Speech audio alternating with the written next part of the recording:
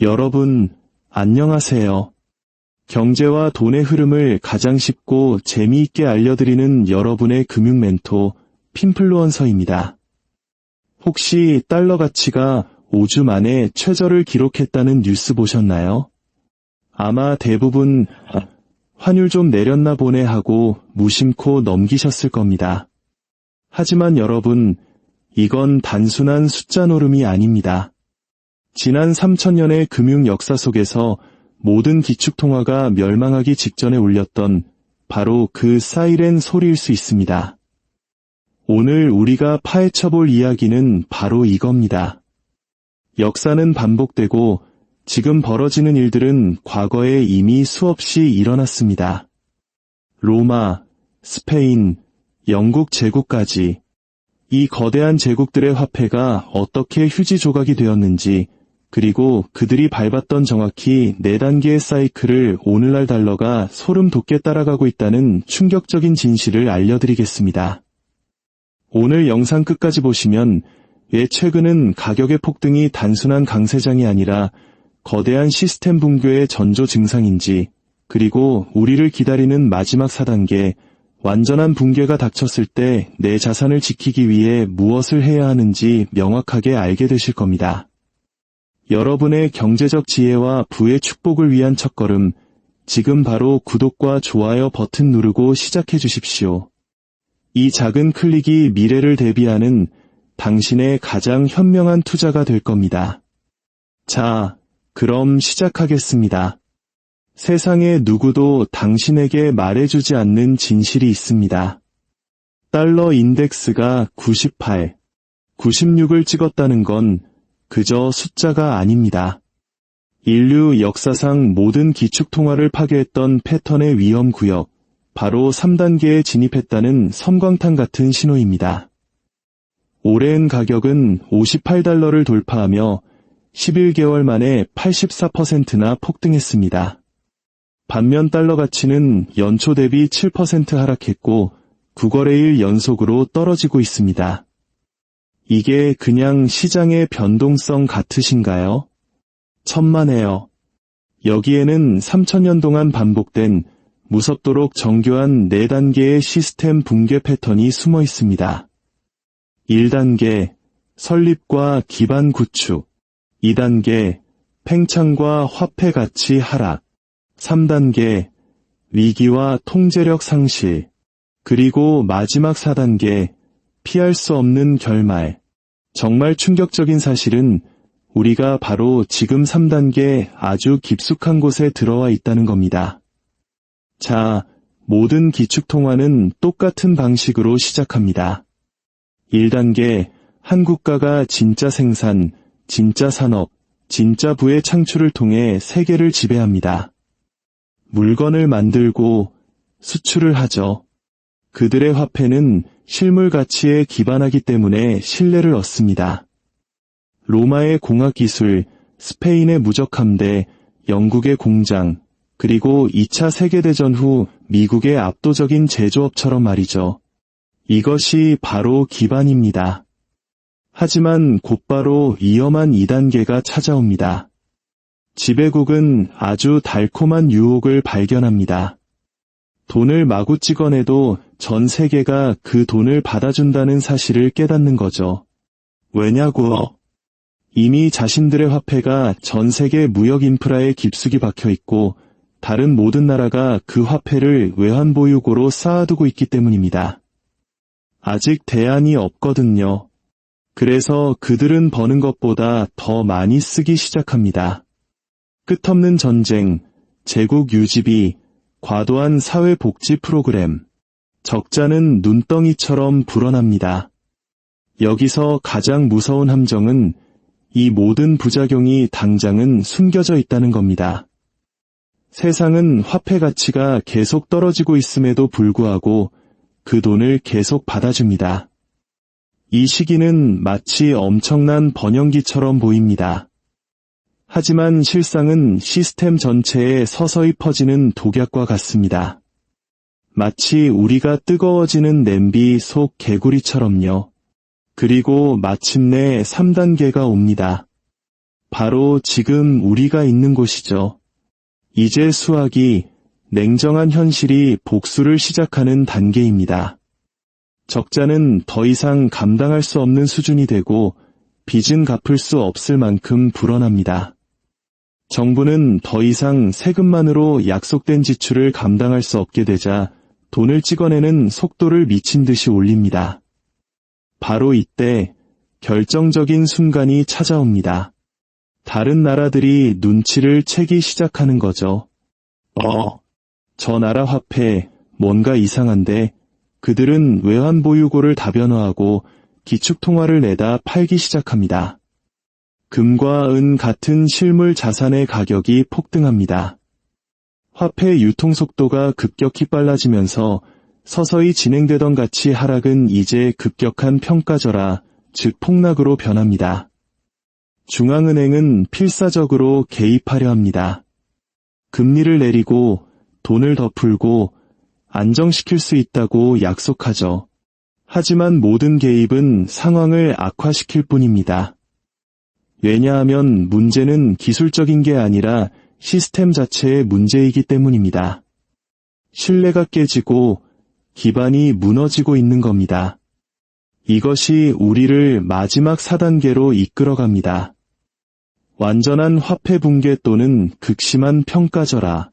종이 돈을 들고 있던 사람들의 부는 공기 중으로 증발하고 실물 자산을 보유한 사람들에게 부가 집중됩니다. 기축통화의 지위는 끝나고 세계 권력의 축이 이동합니다. 가장 무서운 점은 4단계는 수십 년에 걸쳐 일어나는 게 아니라는 겁니다. 신뢰가 한번 무너지면 이 피드백 루프가 시작되면 몇 년이 아니라 단 몇 달 만에 모든 것이 끝날 수 있습니다. 멈출 방법이 없습니다.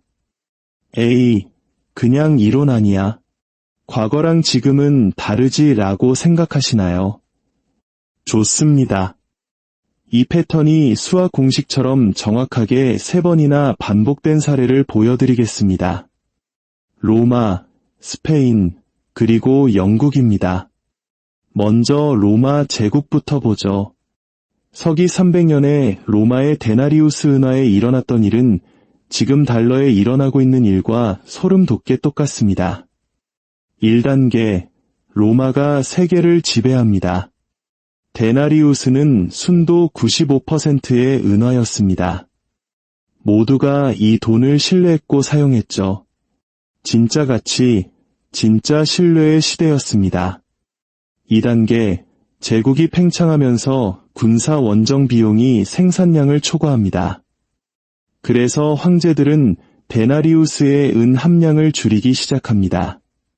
95%가 90%가 되고 80%, 50%로 떨어집니다.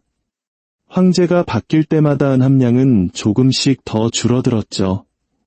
사람들은 가치가 떨어진 돈을 받으면서도 무역은 계속했습니다. 대안이 없었으니까요.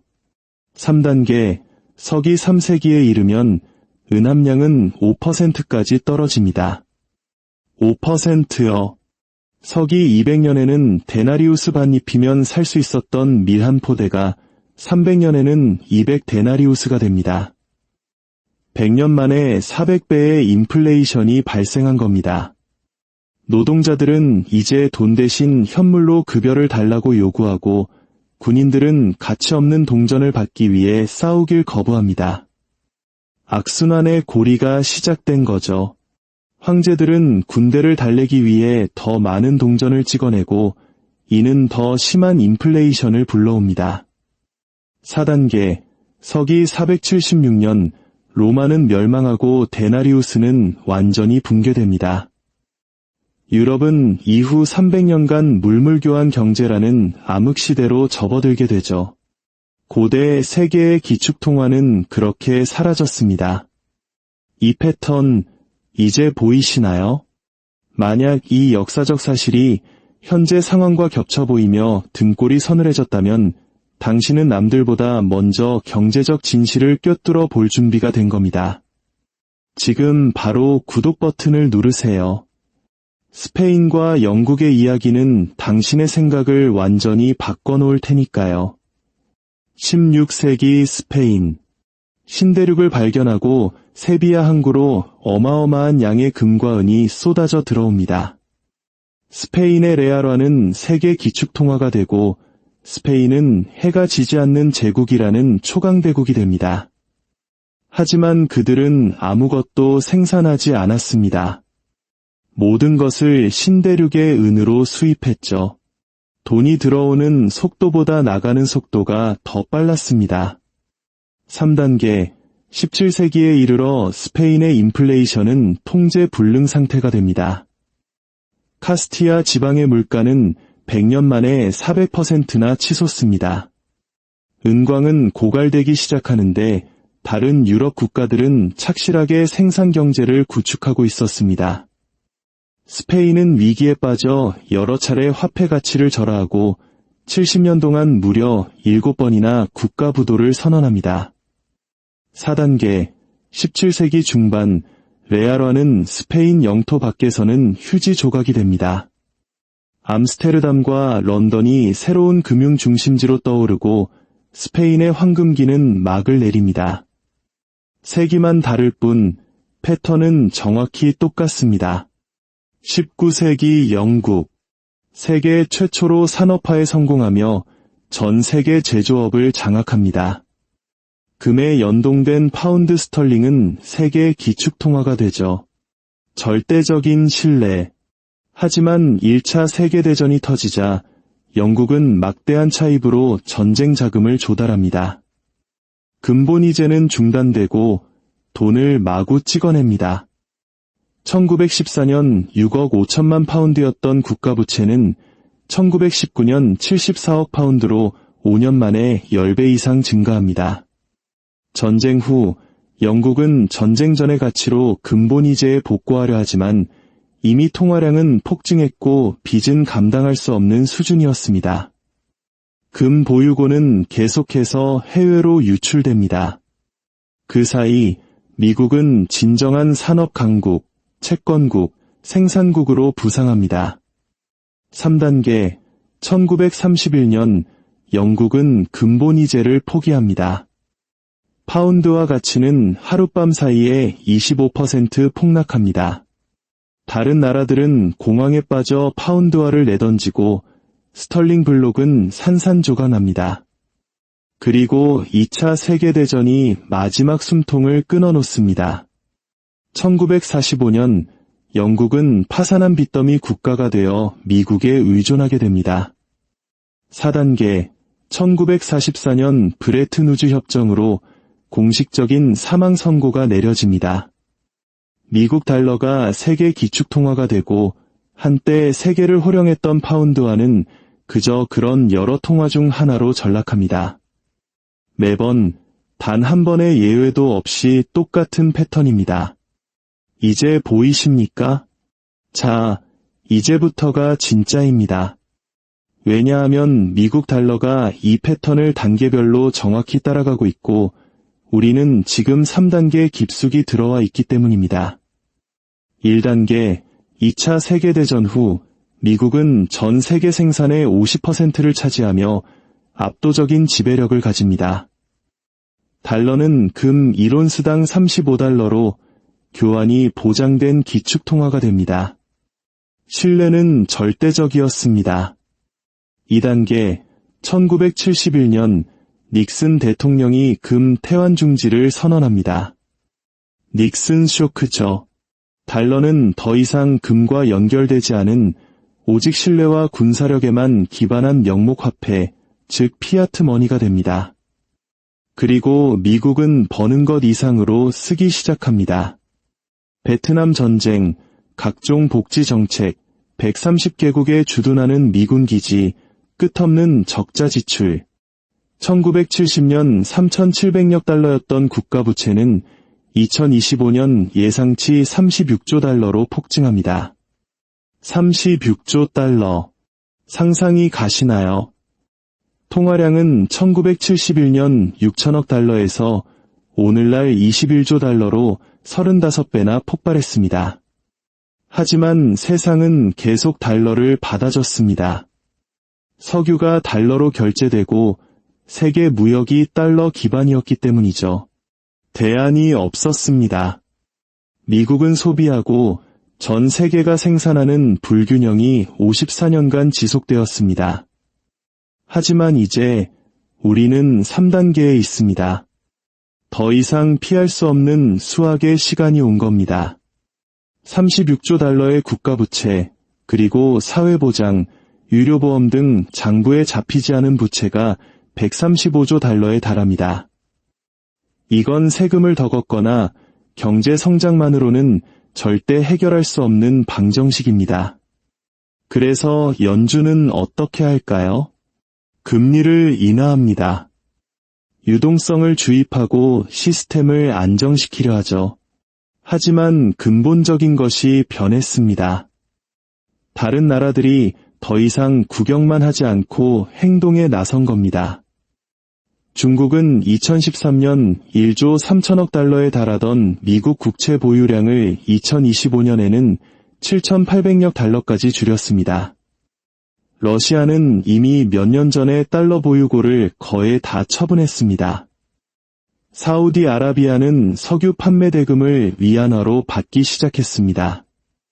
브릭스 국가들은 달러를 우회하는 대체 결제 시스템을 만들고 있습니다. 전 세계 중앙은행들은 2025년 상반기에만 818톤이라는 기록적인 양의 금을 사들였습니다. 그리고 마침내 은입니다. 광산 속의 카나리아죠. 오랜 가격은 1월 28달러에서 12월 58달러로 2배 가까이 뛰었습니다. 84% 상승. 왜일까요? 태양광 패널, 전기차, AI 데이터 센터 등 산업 수요가 폭발하고 5년 연속 공급 부족 상태이기 때문입니다. 하지만 더 중요한 것은 투자자들이 명목 화폐를 탈출하고 있다는 사실입니다. 은 ETF에는 단 하루 만에 200톤이 유입됐고 상하이 거래소의 은 재고는 10년 만에 최저치를 기록했습니다. 실물 은이 시장에서 사라지고 있는 겁니다. 그동안 달러 인덱스는 5주 최저치인 98, 96을 찍었고 연초 대비 7% 하락, 9거래일 연속 하락세를 보였습니다. 유로와 엔화, 심지어 신흥국 통화까지 달러 대비 강세를 보이고 있습니다. 패턴이 가속화되고 있는 겁니다. 연준은 덫에 걸렸습니다. 금리를 내리면 달러 가치가 더 떨어지고 인플레이션이 돌아옵니다. 금리를 높게 유지하면 부채이자 부담을 감당할 수 없어 국가부도 사태나 경기 침체가 닥칩니다. 좋은 선택지는 없고 나쁜 선택과 최악의 선택만 남았습니다. 현재 시장은 다음 주 12월 10일 연준이 금리를 인하할 확률을 80%로 보고 있습니다. 이는 더 심한 달러 약세, 더 심한 인플레이션, 더 깊은 절망을 의미합니다. 아직도 보고 계신다면, 흩어져 있던 점들이 하나의 그림으로 맞춰지고 있다면 지금 바로 구독하십시오. 이제부터 4단계가 어떤 모습일지, 그리고 어떻게 대비해야 할지 정확히 보여드릴 테니까요. 어떤 분들은 이렇게 생각할 겁니다. 미국은 달라. 최강의 군사력과 기술력이 있잖아. 로마는 고대 세계 최강의 군대를 가졌지만 데나리우스의 붕괴를 막지 못했습니다. 스페인은 역사상 가장 큰 제국을 가졌지만 레알화가 휴지 조각이 되는 것을 막지 못했습니다. 영국은 지구 육지의 4분의 1을 지배했지만 파운드화가 기축통화 지위를 잃는 것을 막지 못했습니다. 군사력은 경제 현실을 이길 수 없고 기술력은 수학의 법칙을 무효로 만들 수 없습니다. 미국 예외로는 이 필연적인 패턴에서 미국을 구해줄 수 없습니다. 그렇다면 달러의 4단계는 어떤 모습일까요? 달러가 하룻밤에 0이 되거나 미국이 내일 당장 혼란에 빠진다는 말이 아닙니다. 하지만 이것은 피할 수 없습니다. 달러는 빠르면 10년, 늦어도 20년 안에 기축통화 지위를 이룰 겁니다. 그렇게 되면 미국으로 인플레이션이 역수입됩니다. 10%, 20% 혹은 그 이상의 진짜 인플레이션이 닥칩니다. 금리는 폭등하고 정부는 더 이상 싼 이자로 빚을 감당할 수 없게 됩니다. 강제적인 긴축 재정이 시작되고 달러 표시 자산, 즉 은행에 예금을 가진 모든 사람, 연금으로 생활하는 모든 사람의 생활 수준이 급격히 떨어질 겁니다. 하지만 동전의 반대편이 있습니다. 실물 자산의 가치는 폭발적으로 증가할 겁니다. 금, 은, 원자재, 생산적인 토지, 에너지, 부는 사라지는 것이 아니라 종이 돈을 가진 사람에게서 실물 자산을 가진 사람에게로 이전될 뿐입니다. 그렇다면 우리는 어떻게 해야 할까요? 이것은 투자 조언이 아닙니다. 저는 금융 자문가가 아니니 스스로 충분히 연구하고 전문가와 상담하십시오. 하지만 이 패턴을 이해했다면 이렇게 포지셔닝을 생각해 볼 수 있습니다. 첫째, 순수 달러 자산에서 벗어나 다각화해야 합니다. 전부 버리라는 게 아니라 의미 있는 수준으로요. 화폐 가치 하락으로부터 이익을 얻는 자산을 보유하십시오. 종이 ETF나 선물이 아닌 실물 금과 실물 은입니다. 4단계가 닥쳐 신뢰가 완전히 무너졌을 때 당신은 거래 상대방 리스크를 원치 않을 겁니다. 진짜 자산을 원하게 될 겁니다. 특히 은은 산업 수요와 화폐 수요가 결합되어 있고 공급 부족이 심화되고 있어 금보다 더 빠르고 격렬하게 움직일 수 있습니다. 둘째, 생산적인 자산입니다. 농지, 에너지 생산 시설처럼 통화 가치와 상관없이 실질적인 가치를 창출하는 것들입니다. 셋째, 가능한 한 부채를 줄이십시오. 넷째, 계속해서 정보를 주시하십시오. 이 흐름은 하루아침에 끝나지 않습니다. 달러가 반등하고 은이 조정을 받는 날도 있겠지만 큰 추세는 이미 정해졌습니다. 은 가격의 폭등은 강세장이 아닙니다. 경고 신호입니다. 달러의 9일 연속 하락은 단순한 조정이 아닙니다. 약세가 더 큰 약세를 부르는 피드백 루프의 시작입니다. 신뢰는 무너지고 있습니다. 역사는 우리에게 다음에 무슨 일이 일어날지 명확히 보여줍니다. 4단계가 오고 있습니다. 오늘 영상이 여러분의 눈을 뜨게 했다면 구독하십시오. 저는 이 패턴이 실시간으로 전개되는 모든 단계를 여러분과 함께 추적할 겁니다. 다음 영상에서는 12월 10일 연준의 결정이 오늘 본 모든 것을 어떻게 가속화시킬 것인지 파헤쳐 보겠습니다. 절대 놓치지 마세요. 시청해 주셔서 감사합니다.